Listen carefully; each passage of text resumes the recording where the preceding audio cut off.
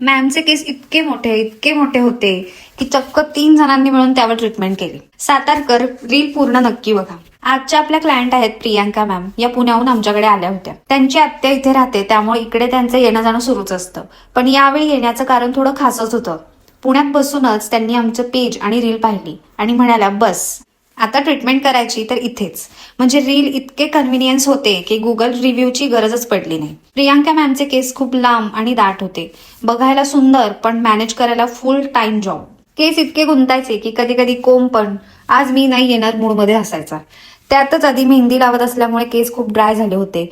आणि ग्रे हेअरवर मेहंदीमुळे जो तांबडा शेड येतो तो म्हणजे केसांनी स्वतःच हायलाइट करून घेतलं होतं असं वाटत होतं. सुरुवात केली प्रॉपर प्रोसेसने. ट्रीटमेंट आधी 2 वेळा वॉश केला, कारण क्युटिकल्स ओपन झाले नाहीत तर प्रोडक्ट आत कसं जाणार.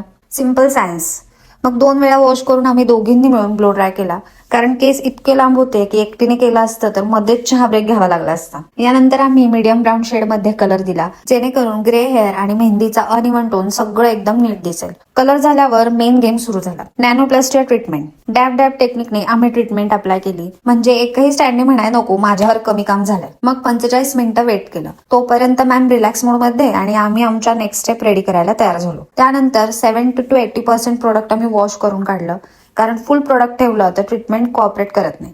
थोडं कमी केलं कीच ते परफेक्ट रिझल्ट देतं, जसं की आपल्या लाईफमध्ये नेहमी होत असतं. मग पुन्हा ब्लो ड्राय आणि आयनिंग प्रोसेस केली आणि इथेच मॅजिक लॉक झाला. फायनल वॉश नंतर जो रिझल्ट आला, ऑनेस्टली केसांचा ऍटिट्यूडच बदलला.